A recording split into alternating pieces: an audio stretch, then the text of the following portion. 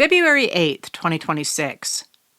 On February 9, 1950, Senator Joe McCarthy, a Republican of Wisconsin, stood up in front of the Republican Women's Club of Wheeling, West Virginia, at a gathering to celebrate President Abraham Lincoln's birthday.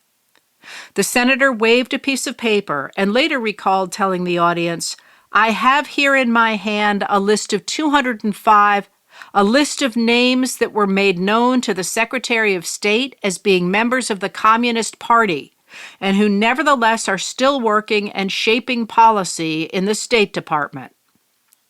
He said he didn't have time to share the names of all those individuals, but he assured the audience that the Democratic administration of President Harry S. Truman was refusing to investigate traitors in the government. Secretary of State Dean Acheson, who was busy trying to hammer together the North Atlantic Treaty Organization, or NATO, and the Marshall Plan to provide aid to European countries rebuilding after World War II, later said McCarthy's Wheeling speech was a good representation of the senator's work. It was the rambling, ill-prepared result of his slovenly, lazy, and undisciplined habits. McCarthy was an undistinguished junior senator running for re-election and needed an issue.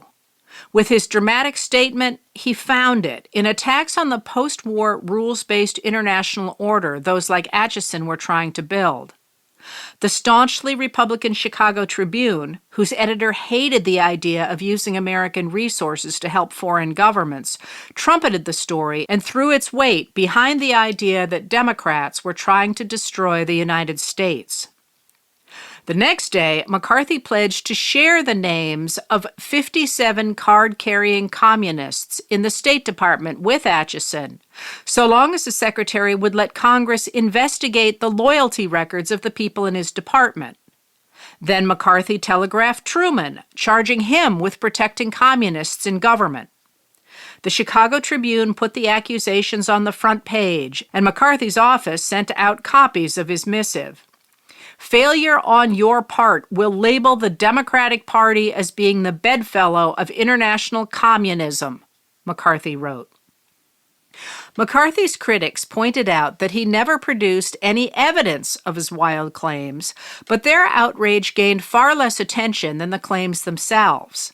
He yelled, he made crazy accusations, he leaked fragments of truth that misrepresented reality, he hectored and badgered. He perfected the art of grabbing headlines and then staying ahead of the fact-checkers. By the time reporters called out his lies, they were already old news, and the fact-checking got buried deep in the papers. The front page would have McCarthy's newest accusation.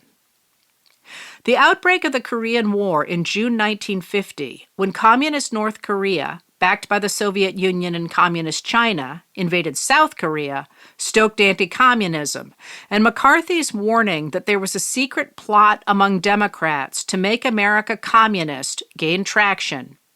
He spoke widely across the country that summer, and in the midterm elections in fall 1950, every candidate he endorsed won. Using his lies to gain power, McCarthy rampaged across the next years, ruining lives through lies and innuendo. McCarthy's star fell abruptly in May 1954, when Americans watched him lie and berate witnesses in televised hearings. But in that same month, the Supreme Court's decision in Brown v. Board of Education of Topeka, Kansas, opened up a different avenue for far-right extremists to argue that Democrats were undermining society by trying to usher in communism. Reaching back to the racist tropes of Reconstruction, they claimed that federal protection of black equality before the law was socialism, because enforcing civil rights required government personnel who could be paid only through taxes. Those calling for equality before the law were, in this formulation, redistributing money from taxes levied on hardworking white taxpayers to undeserving black people. The idea that a secret group was undermining America to make it socialist continued into the 1980s, when films like Red Dawn, in 1984, The Bloodiest Movie Ever Made, told the story of a group of everyday Americans fighting communists who were taking over their town with the collaboration of the government. In the film, the Wolverines, an embattled group of high school football players in Colorado, fight off a communist invasion of Soviets, Cubans, and Nicaraguans. The mayor and his son cooperate with the communists, making the heroic Wolverines the underdogs fighting both world communism and their own government. The idea that everyday Americans had to fight their government to protect the nation so inspired a group of young men that in 2003, when leaders in the George W. Bush administration decided to search for Saddam Hussein, they named the effort Operation Red Dawn. The soldiers began by looking in two sites they dubbed Wolverine 1 and Wolverine 2. With the U.S. economy so obviously weighted toward the wealthy in the past decades, garnering power by warning that Democrats are trying to usher in socialism has been a hard sell.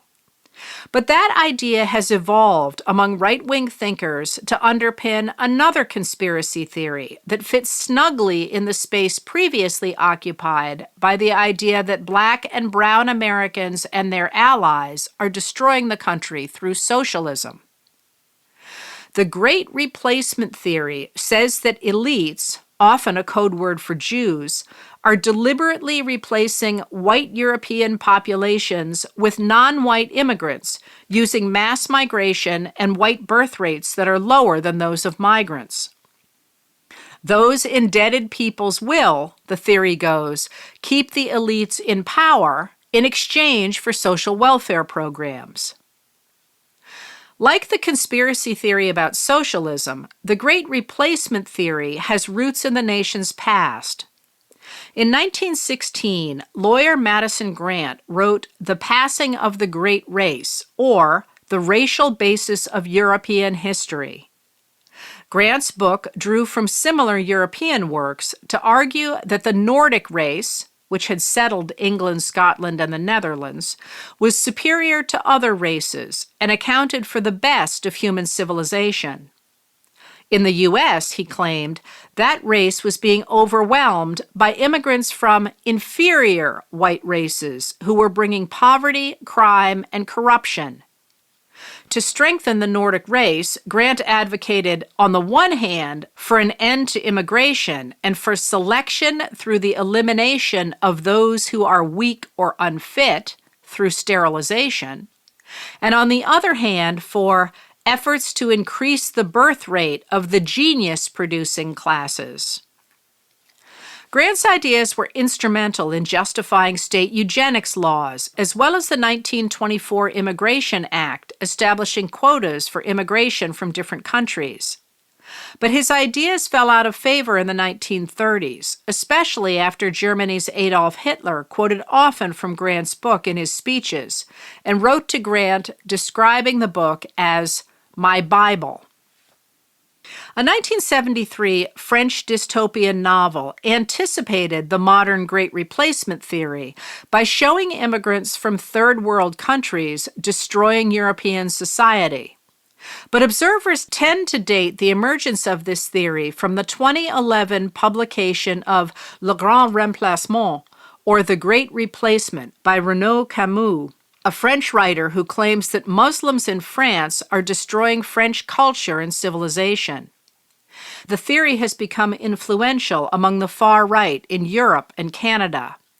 But it moves in a straight line from the Republican insistence that Black voters and their allies would destroy the U.S. with socialism.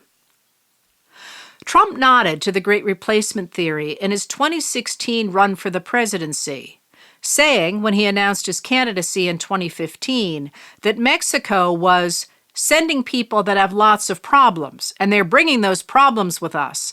They're bringing drugs, they're bringing crime, they're rapists, and some, I assume, are good people.